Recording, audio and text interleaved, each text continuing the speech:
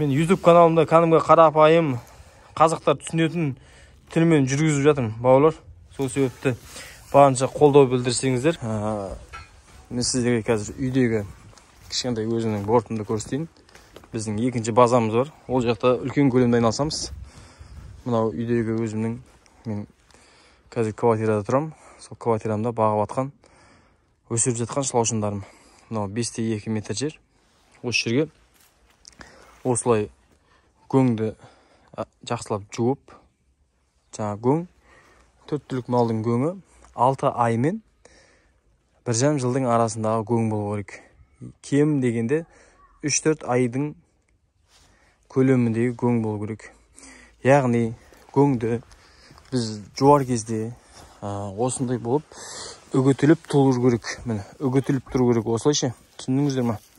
Көң осылай үгітіліп тұрған кезде бұларға, шылаушындарға азық болады. Енді неге 1,5 жылдан асып кетпеу керек? 1,5 жылдан асып кеткен көңнің ішінде аэробный, анаэробный деген микроорганизмдер бар. Олар сол көңді 1,5 жылдан асып кететін уақыт болатын болса, соны жеп, яғни витамин шылаушынға азық қалмайды. Сол себепті ең кем дегенде 3-4 ай ұзағы 1,5 жылдық көң болу керек. Енді бүйтіп байқап қарасаңыздар, көңнің өзі түсінен де білінеді. Міне біздің осы жерге бір сиыр байлағанбыз, сол жердегі қалған көң. Міне байқап тұрсаңыздар, мына көңге қазір 7-8 ай болып қалды. 7-8 ай болып қалды.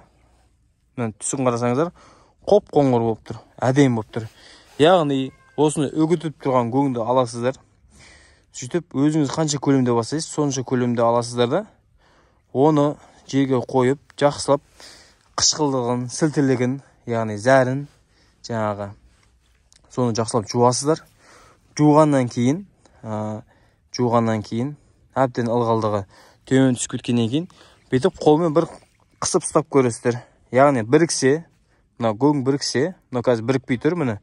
Ол біріксе, оған шылаушын жіберуге дайын деген сөз. Түсіндіңіздер ме? Мына қазір құрғап тұр ғой, ылғалдығы төмен. Бұның ылғалдығы 70-80 болу керек. Түсіндіңіздер ме? Енді қазір көп бауырларымыз бізге звондайды, хабарласады. Көктемде бастасам ба, күн жылы кезде бастасам ба дегендей ше. Негізі бұның жаздың күні биіктігі 20 сантиметр болады. Ал қыстың күні ол қызып кетпеу үшін жаздың күні 20 сантиметр қыламыз. 20 сантиметрден қызып кетсе, ол қызып кетеді да біздің шылаушындарымыз өліп қалады. Ал шылаушындар жаңа 3 айда 10 есеге көбею үшін, мына біздің бортымыздың температурасы 15 градус пен 25 градус болу керек. Яғни 15 градус пен 25 градус болу керек. Біздің мына үйдегі бортымыздың температурасы, байқап қарасаңыздар, қыстың күні негізі осылай биіктігін 60-70 сантиметр қыламыз. Оңтүстік өлкелер. Ал солтүстік, орталық Қазақстанда және батыс, шығыста, қар қалың аймақтарда биіктігін 1 метр, 1,5 метр қыламыз. Түсіндіңіздер ме? Биіктігін 1 метр, 1,5 метр қыламыз. Себебі біз жаңа айтқан 15 пен 25 градустың арасындағы температура сақталу қажет. Сол кезде бұлар өздерін жақсы белсенді сезінеді, жақсы көбейеді. Қазір біздің мына үйіміздегі бортымызда биіктігі 70-80 болып тұр. Төменгі жағы 30-40 болып тұр. Яғни биік жағы температурасы қазір 30-35. Ал төменгі жағы 15 градус. Енді күн суып кетсе, бұлар биік жақтың астыңғы жағына түседі. Астыңғы жағы одан да ыстық, 35-тен де ыстық. Ал күн ысып кетсе, бұлар бетіне қарай шығады. Борттың жоғарғы қабатына қарай шығады. Сол себепті біз қыстың күні бұны бір жағын биік қыламыз, бір жағын төмен қыламыз. Яғни уклон қылып істейміз. Осылай уклон қылып істейміз. Сол кезде бұлар 15-25 градустың арасындағы температурада қысы жазы тоқтамай жұмыс істейтін болады. Мына біздің үйдегі қазір 10 квадрат жайымыз. Алла қаласа бұлар жақсы жұмыс істеп жатыр. Өткенде ашып көрдік. Бір ашқан жерімде 10 шақты кокон жатыр. Яғни бұлар енді бұны көбею несін айтайын, схемасын айтайын. Бұлар бір шлаушын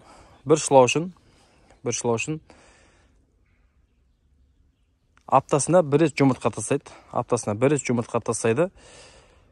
Ал ол жұмыртқа 21 күнде, құстың жұмыртқасы секілді 21 күнде ішінен шлаушын шығатын болады. Кемі 2, көбі 20 шлаушынға дейін шығады. Средний ортасы бір 10 шақты шлаушын шығады ғой. Енді одан шыққан шлаушын кемі 60, ұзағы 90 күнде, қайтадан жұмыртқа тастайтын шлаушынға айналады. Яғни соған өсет, түсіндіңіздер ме? Бір шлаушынның жылына көбейетін саны 1500 шлаушынға дейін көбейеді. Аллах тағала сондай бір кішкентай бір біз елемейтін бір жәндікке сондай бір берекені беріп қойған. Және ескертетін жағдай, бұл местный жабайы шлаушынмен айырмашылығы. Бұл 15 жыл, 18 жыл өмір сүрсе, местный жабайы шлаушын, біздің жүзіміміздің астында бар да, сосын айтып қалмын, бұлай көрсетіп. Біздің местный жабайы шлаушын ол 3-4 жыл өмір сүреді. Сосын көбею несі де бұндай емес. Түсіндіңіздер ме? Олар топырақта өмір сүретін болса, бұлар осы көңнің ішінде өмір сүреді. Бұлар жерге қашып кету деген түсінікті білмейді. Бірақ сіздер стяжканың үстіне бағатын болсаңыздар, оның үстіне 5 см, 3 см топырақ төсеп жеу керек. Себебі бұлар асқазанын топырақпен тазалайды да, қайтадан осы көңді өндіруге кіріседі. Енді бір шлаушын күніне 9 метр жүрсе, ал өзінің денесіндей көңді биогумусқа өндіреді. Енді біздің айттық қой, 15 пен 25 градустың арасындағы температураны берсек бұларға, сол жағдайды істесек, бұлар 3 айда бір квадратыңыз 10 квадратқа көбейеді. Ал 6 айда толық осы бортты биогумус қылып өндіреді. Енді сіздерге бағасын айтайын. Бір квадрат жеріміз 150 мың теңге. 150 мың теңгеде 10 коробка болады. Ал жаңа биогумусты айттық қой, 6 айда, 7 айда таза биогумусқа айналады деп ше. Оның бағасы мысалға 10 куб, бір камасы, яғни 10 куб көңді алып келсеңіз, сіз соған шлаушын жіберсеңіз, соның тең жартысы биогумусқа айналады. Қалғаны отход болады да, оны жаңа бортыңызға қосып жібересіз. Енді оның ішінде жаңағыдай үлкендері шығады. Бұларды мысалға өңдей алмайды ғой, мынандай қатып қалғандар ше. Ал електен өткізіп барып беретін болсаңыз, тіпті керемет болады да. Бірақ бұнда үлкен көлемде айналысатын болсаңыз, оны електен өткізіп отыра бермейсіз ғой. Сол себепті бұндайлар келесі неге жаңа қосылып кете береді да. Сол 10 кубтың таза 5 кубы таза биогумусқа айналады. Ал енді биогумустың бағасы 1 кубы 70 мың теңге. Яғни 1 литрі 70 теңге. Бұл ылғал болған себепті литрмен есептелінеді да. Сіздің 1 литріңіз жарты кило болады. Ал 2 литр 1 кило болады. Түсініңіздер ма? Килограммен айтатын болсақ 140-150 теңге. Енді бұлай қарасаңыз, өзіңіздің көршіңізде, жан-жағыңызда көң жоқ болатын болса, техника жалдайсыз, 5-10 мың теңгесін бересіз, сөйтіп үйге алып келесіз, жақсылап жуасыз, сосын оған жаңағыдай шлаушынды жібересіз. Енді содан өндірілген биогумустың, мысалға, 10-нан 5 куб дайын болса, 5 кубтың өзі 70 мың теңгеден 350 мың теңге болып тұр. Бұның көп адамдар не деген батпан құйрық, бұл не деген ақша деп таңғалады да, оның бағасын естіген кезде ше. Не деген жаңағыдай 150 мың теңге жасасам 3 айда 1,5 миллион қалай болады ол деп көп адам түсінбейді. Бірақ кез келген өз істің, кәсіптің қиыншылығы бар. Бұл кәсіптің жаңа ең қиыны осы көңді жуу, мына бортты дайындау, сосын осы температурасын қарап отыру. Арасында үйден шыққан, жаңа асханамыздан шыққан сәбіз, пияз, картошка, сондай қалдықтарын берсеңіз, олар шірсе, бұларға жақсы азық болады. Айтайын дегенім, көп адам бауырлар бізге хабарласып жатыр. Бұны қалай бағамыз, бағу үшін не істеу керек деп. Соны бір сатысымен өзім түсіндіріп кетейін деп осы видеоны түсірдім сіздерге. Алла қаласа Қазақстанның кез келген түкпіріне жібереміз. Хабарласыңыздар. Квадрат метр 150 мың теңгеден бір квадратта 10 коробка болады. 10 бараның коробкасы, сол бір квадратта 10 коробка болады. Сол 10 квадратқа салып береміз. Болмаса кебектің қабымен 5 қапқа салып береміз. 5 қапқа салып береміз. Енді үштушіне алатын болсаңыздар, үштуге 7 теңгеден. Ал жаңағы аптасына бір туатын жұмыртқасын айттық қой, сол жұмыртқасы 15 теңгеден жұмыртқасын алатын болсаңыздар. Ал енді сіз квадратпен алатын болсаңыз, үштушіне емес, жұмыртқасын емес, квадратпен алатын болсаңыз, сол бірде-бір квадраттың ішінде жұмыртқасы да шығады, кішкентай малегі да шығады, ата-анасы да шығады. Яғни шылаушынды семейный аласыз сіз. Түсіндіңіз бе? Сол себепті менен алыңыз, басқадан алыңыз, бірақ осы шылаушынды квадратпен алған тиімді болады. Кез келген уақытта. Соны ескеріңіздер. Енді көп бауырларымыздың тағы бір сұрағы, бұл шылаушынды біз не үшін бағамыз? Шылаушын деген не өзі дейді. Шылаушын Аллах Тағаланың бір жаратқан бір кішкентай бір жәндігім.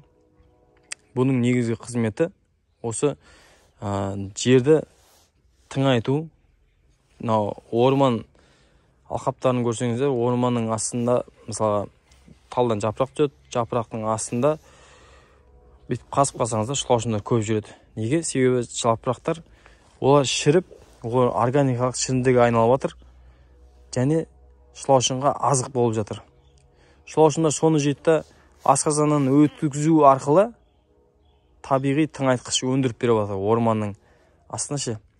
Ал жапырақтар олар бір-бірінің үстіне жатқаннан кейін испарение болып, одан ылғалдық бөлініп, шылаушындарға ылғал да барады, өздері шіріндіге айналады, органикалық.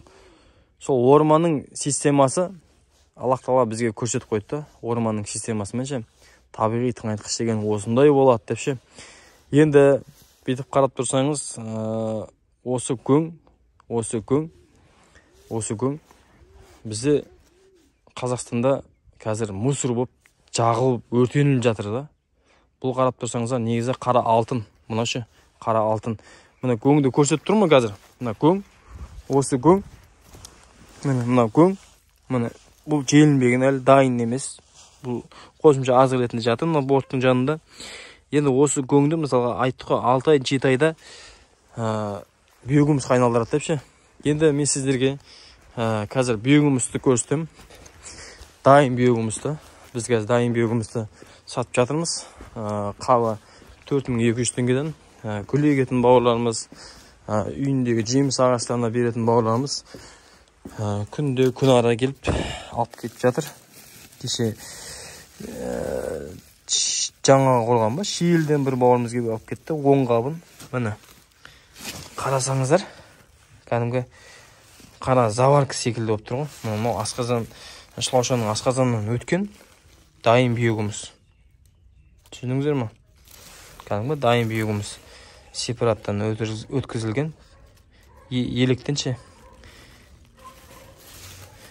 Мен YouTube каналымда кәдімгі қарапайым қазақтар түсінетін тілмен жүргізіп жатырмын, бауырлар.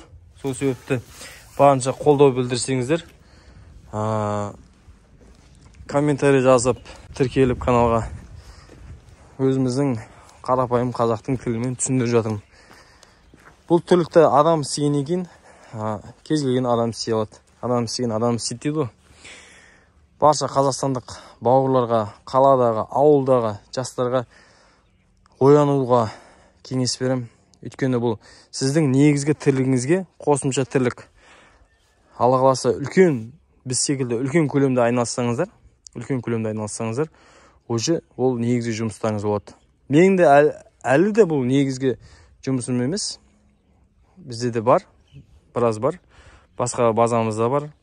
Бұл жерде 10 квадрат мына өзім тұрып атқан квартирамда көз алдымда бағайын деп алып келіп қойғам. Бұны бағып жатырмыз. Аллаға шүкір. Қазір бір жерін ашып көрсетейін сіздерге. Бір жерін ашып көрсетейін. Ашып көрсетпестен бұрын мына температурасын өлшеп көрсетейін да.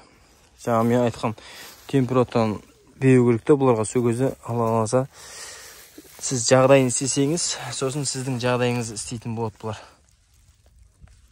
Міне, қазір температурасын көтерсем ме, көтеріліп жатыр. Міне 17 градус болды, 18 болды. Айта кететін жағдай, осы температура өлшейтінді қай жерден алсақ болады деп көп бауырларым сұрайды. Бұны кәдімгі торт бар ғой, торт, жейтін торт. Соның заттарын сататын, дүкенде сататын. 1200 теңге, 1500 теңге әртүрлі. Осыны алып аласыздар да, осылай өлшей бересіздер. Түсіндіңіздер ғой? Міне қазір көтеріліп жатыр мынау. Біздің мынау бортымыздың биік жағы 30 градус болып тұр. 30 градус деген қыстың күні әдемі, керемет температурада бұл. Ал енді қазір төменгі жағын өлшеп көрейік. Төменгі жағын қазір өлшеп көрейік. Төменгі жағы қанша болып жатыр. Міне. Байқап қарасаңыздар, төменгі жаққа түсіп жатыр. Яғни шылаушындарға комфорт жағдай беріліп тұр. Түсіндіңіздер ғой? Бұлай көрсетіп қойайын ба?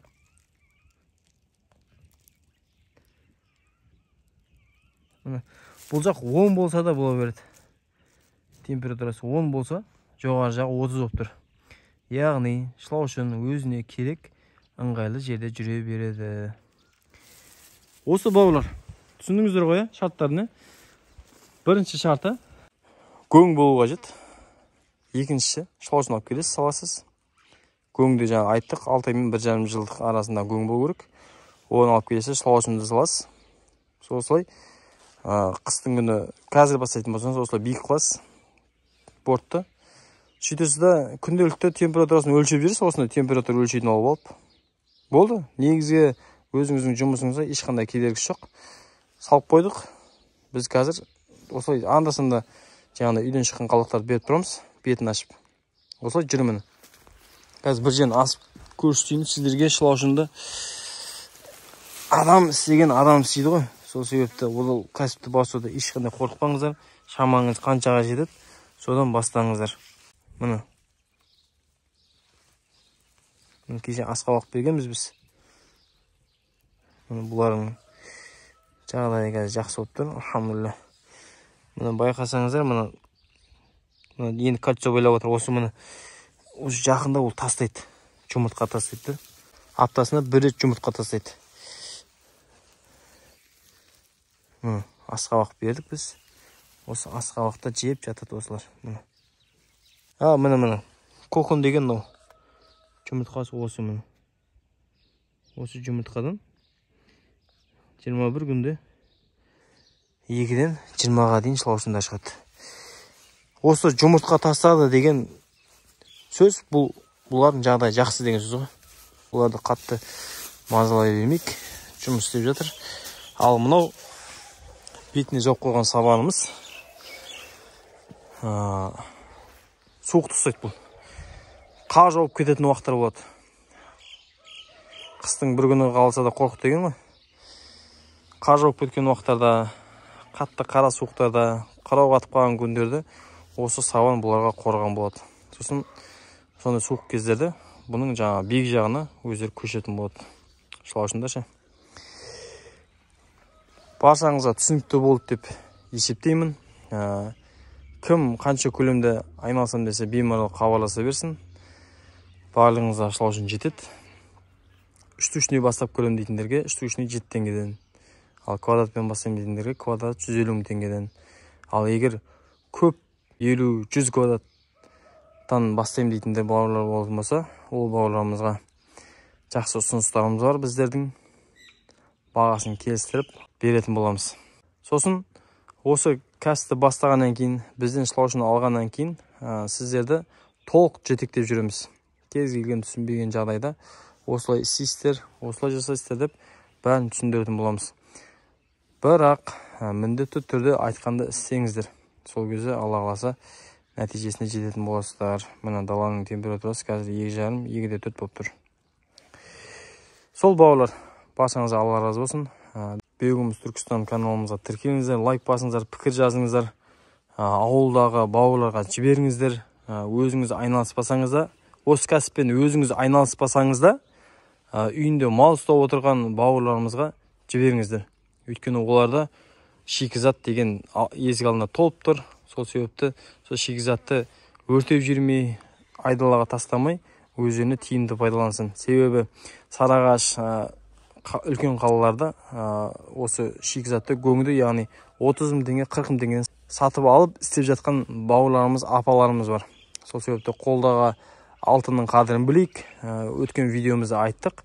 Өзбек елі, өзбек ағайындар бізге осы малдың тезегін өңдеп Қазақстанға, Қырғызстанға, Ауғанстанға жаңағы экспорт жасап жатыр.